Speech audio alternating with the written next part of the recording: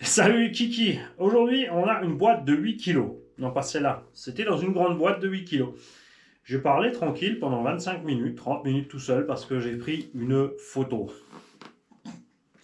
Alors ça m'arrive rarement avec la GoPro 8 quand même, hein, mais là c'est moi quand j'ai allumé, j'ai rappuyé dessus et je me suis mis en mode photo. Et comme ça coince pas en général, j'ai pas fait gaffe. Voilà. Donc on va vous remontrer ce qu'il y avait dans ce carton. On a reçu deux colis de la part de tonton CC. Un de 8 kilos et un encore un peu plus gros. Je ne sais pas ce qu'il y a dans le plus gros vu ce qu'il y avait déjà dans le plus petit. Il m'a fait une vidéo. Ça j'aime bien, mais j'ai seulement écouté pour dans les grandes lignes. Dès qu'il commence à parler des véhicules, j'ai zappé parce que vous savez que j'aime les surprises. Hein. Et donc j'ai pas trop écouté. Ça m'a fait plaisir de voir ta trogne, tonton CC. Enfin pas CC. Et je te redis tout ce qu'il y avait dedans. Donc dans le carton on avait des roues. De petits indices comme ça qui vont aller à merveille sur la WL Toys pour aller sur la moquette. Puisque une des prochaines sorties, on va retourner sur ce circuit moquette avec tous les véhicules à Ralarlo et 2-3 autres engins qu'on a le droit de rouler là-bas.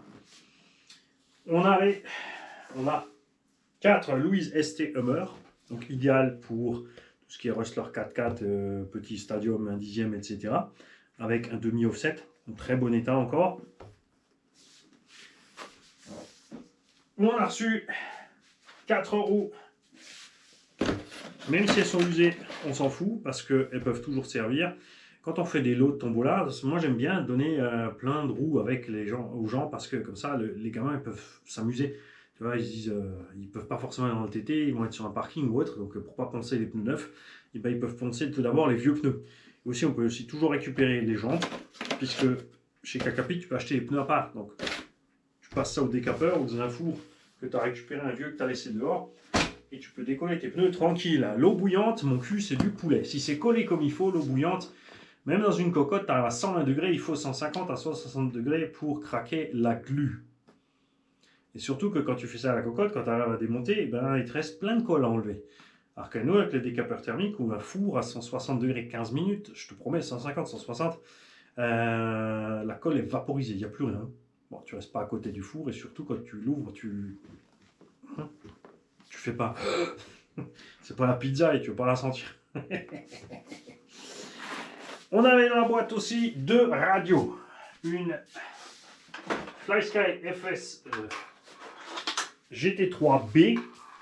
Donc celle avec 8 piles encore. On va voir si on peut sortir le boîtier pour mettre une petite lithium-ion à la place.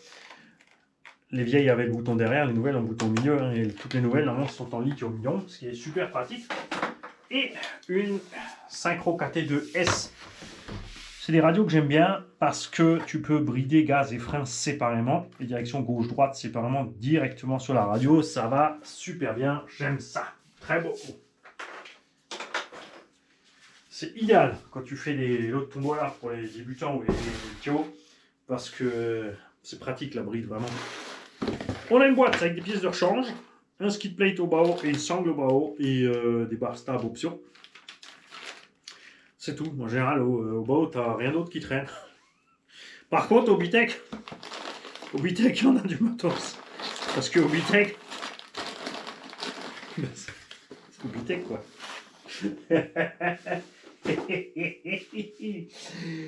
Il nous a offert son BXR S1 20e anniversaire.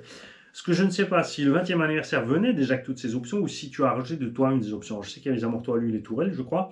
Mais je ne sais plus s'il y avait toutes les cales à l'U, etc. C'est un engin, si tu prends maintenant le V2 en kit, bien placé, bien équipé, pas mal. Si tu commences à optionner, mettre une tonne de choses, c'est un engin qui revient très très cher, puisque Obitech est pas, les pièces de rechange sont pas chères. Et tu arrives rapidement au prix, en fait, si tu fais un engin suréquipé comme ça chez eux, tu peux tout de suite t'acheter une X-Ray. Je pense, honnêtement. Ça, c'est la V1, donc pas de différentiel central.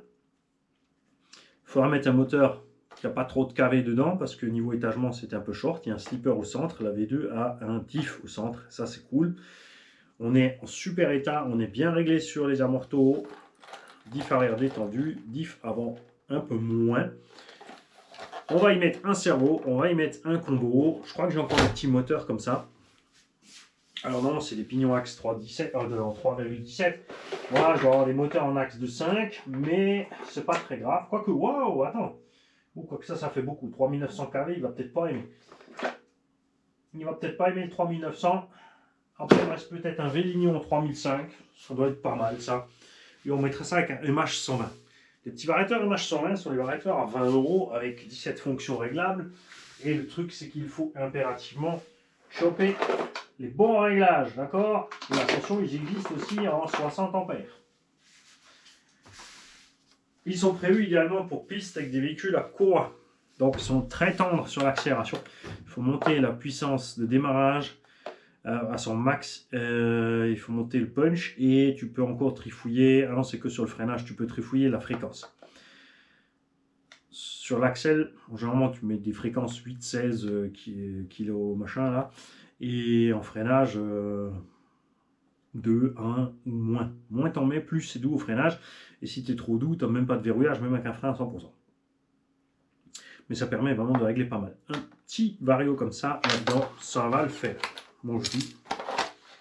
Tu sais quoi, on pourrait aussi essayer, du coup, si le moteur qu'on a reçu de JamJam, dont on ne sait pas les KB, en fait, hein, Modster KB 3660, je vais voir ça. Comme ça, on est bleu sur bleu. On va mettre ça là. Il nous faut-il un cerveau. Qu'est-ce qu'on a en cerveau? Ah, voilà, un petit truc pas trop violent. On a un Savox 0352 SC, c'est encore pignon plastique, mais ça va suffire dans ce type d'engin. Hein. Et voilà, nous sommes prêts. On verra ce qu'il y a en carré. Ce serait chouette qu'il n'y en ait pas trop, ce moteur. Si quelqu'un le sait. Modster KB 3660. Si vous me trouvez ce qu'il a en carré. Le but, c'est de faire un petit engin en 2S. Pépère. Idéalement, ces petits buggy, il faut vraiment une pelouse super tendue. Mais sur le circuit de moquette, je pense qu'on devrait être pas mal. Et notamment, comme ils ont fait le circuit moquette à Tago, j'ai même hésité à prendre un V2 en kit justement chez Projo pour aller tester un peu cette affaire. Hein. Parce qu'il y a vraiment moyen de le faire pas cher. Et dans cette gamme de produits, on n'a plus rien d'autre. Puisque on ne fait plus de buggy indice pour l'instant. Tu as le 10 TT, le 10 SC 2.0. Il arrive, il est en route. Je vais choper un tout de suite. Bien sûr, j'aurais fait les yeux doux. Je lui ai dit comment ça se passe pour un 10 SC2. Il a dit ok, elle a compris. On te l'envoie direct depuis Taïwan dès que c'est dispo. Et, mais pas en buggy. Et les autres marques après, soit tu as du FTX Carnage, machin bidule, ça c'est vraiment du bas de gamme. Et bien sûr, ce qui irait bien aussi, c'est con, hein, mais tes deuxième Pirate Razor, là, et un 10e long.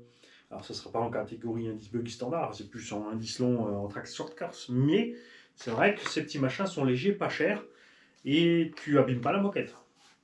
Ah, ça c'est bien. Et ensuite, nous avions une Caro Hyper VS. Quand il a loupé la peinture, il a commencé à gratter un peu, à travailler dessus pour l'enlever. J'ai fait aussi certaines carreaux comme ça, enfin j'ai essayé deux. J'ai laissé tomber parce que j'ai essayé avec de l'acétone, avec du produit Carson, avec du produit Tamiya. Et le résultat a toujours été le même. À la fin, la carreau, une fois qu'elle a été repeinte, elle a craqué en moins de 2 parce que le produit a attaqué le plastique, l'a complètement séché. Donc, échec.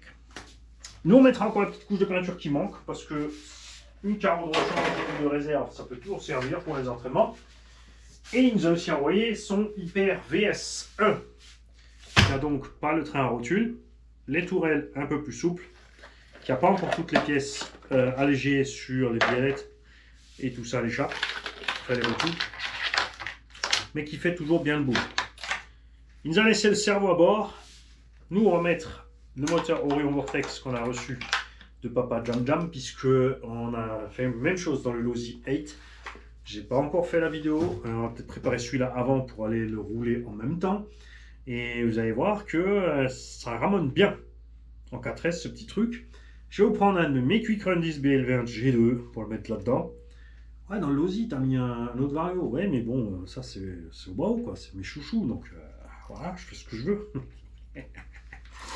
Pour la fixation, on verra parce que ça c'est du M4 et le support au bas est en M3. Après, on a large la place devant pour les vis. Non, non, parce que ça va toucher le pignon. Est-ce que je vais refraiser ou machin? On verra ça. Hein. Sinon, ouais, mais 1700, ça va faire bas. Mais... j'ai un 1700. J'ai un 1700 en 68 mm. Là, on a les deux fixations. Mais ça va faire bas en câble. Et on fera les tests. On fera les tests. Ouais, les pneus sont comme neufs. Ils ont dû servir une fois. Il a modifié ici une paire de côté caisse pour laisser rentrer l'air, je pense, pour la ventile. On a les côtés caisse complets avec, si besoin. Le cerveau est à 21 kg métal. On a une toute petite fuite sur le diff central, on verra ce qui se passe. Au niveau des huiles, détendu à l'arrière. Plus dur devant et dur au centre aussi. Ça me plaît beaucoup. Donc j'ai rien à faire à part vraiment coller l'électronique dans cette machine. Et puis aller rouler quoi. Vache. Faut que je coupe vite fait la caméra et que je m'en occupe. Là, en ce moment, je turbine sur les prépas. Je dis pas. Je viens de passer 1 heure à changer et à remodifier tout mon setup radio-récepteur pour les véhicules pour splitter l'atelier en deux sur des véhicules plus ou moins équivalents. On ne sait rien sur chaque radio. Ça peut être sympa pour rouler à deux. Ça accélérera les tests aussi, accessoirement, parce que faire les tests tout seul, 50 packs par véhicule, ça met un petit moment. Puisque généralement, je fais des setups qui me permettent quand même de faire un quart d'heure, 20 minutes, enfin facile, 20-30 minutes par pack. Hein, un quart d'heure sur les, quand je laisse les setups d'origine ou quand on tire un peu trop sur le pignon, mais sinon on est quand même facile à plus de 20 minutes par pack. On s'arrange pour que ce soit dans ces zones-là. Si tu fais un circuit, de toute façon, tu rallonges très vite ton temps d'utilisation puisque tu n'es pas en train de bombarder dans tous les sens comme un âne. Et voilà. C'est juste parce que j'ai dit que j'avançais sur les véhicules Tombola, tu vois. J'en ai préparé 2 et boum, il y en a 2 de plus. C'est dinguerie. J'ai encore la Suga à faire pour ma part sur l'ancienne collection qui est là. Et le Max, c'est un projet à long terme parce que,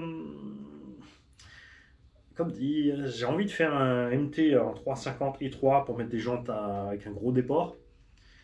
Mais je me suis aperçu que le problème c'est que les jantes à déport, gros déport que j'ai sont très lourdes et les carnaux d'origine ils n'ont pas aimé. Acheter exprès des options acier pour ça, donc je sais pas trop. Je sais pas trop. Puis, on a une tonne de matos Vitaron avec, mais on va rien en faire non plus parce que c'est trop lourd. Ou alors il faudrait vraiment qu'on fasse un délire avec ce Max, puisqu'on est aussi en 8 là-dedans. C'est de mettre tout l'équipement Vitavon dans ce Max et de le mettre en 8S comme ça.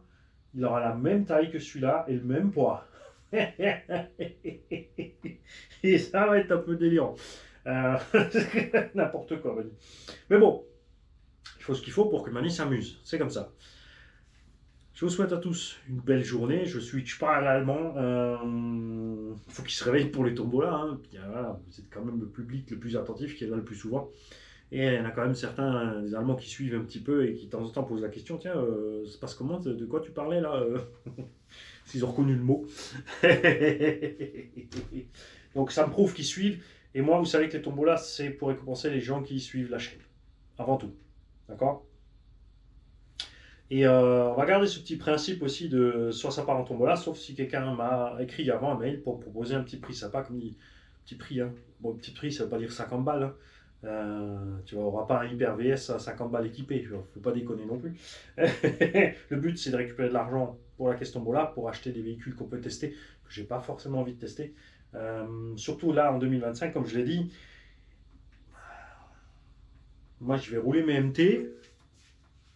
S'il y a du neuf, on attend le KDM Successor 8 si un jour il arrive. Pour l'instant, il n'y a pas trop de MT 9 en vue, sinon s'il y a d'autres marques, c'est un peu dommage en 8. Sur les grosses échelles, c'est pareil, hein, on n'a que dalle. Et les 2-3 trucs qu'on a, ils sont jamais à la hauteur. Je ne mets pas 1200 balles dans une voiture pour rouler cool dans une prairie. Pour ça, j'achète un T2M au Bitech. Et tu vois ce que je veux dire. Et en tout cas, comme j'ai diminué mon tas de véhicules, je vais prendre le budget que j'avais pour les 30, 40, 50 véhicules, le laisser dans les 20. Et on va se faire plaisir. D'ailleurs, je me suis déjà fait plaisir. J'ai acheté plein d'options bling bling pour mon Revo 2. Et quelques autres pièces aussi. Et puis on verra si on équipe un peu le Max Slash, etc. etc. Hein, on va voir tout ça. Les gars, passez une bonne journée. Et à demain. Pour la suite, j'espère que tu n'avais pas le casque.